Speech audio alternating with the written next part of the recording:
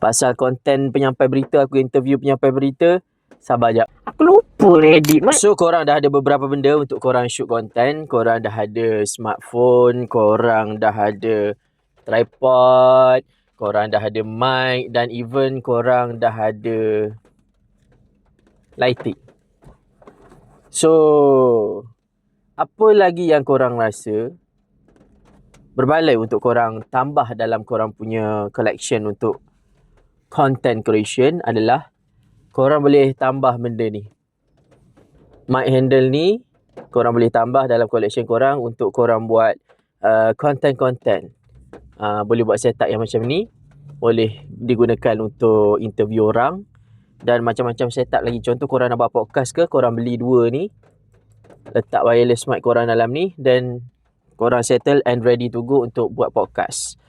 Kalau korang dapatkan, macam mana caranya dapatkan mic handle ni? Korang boleh dapatkan sekarang dekat Beg Kuning.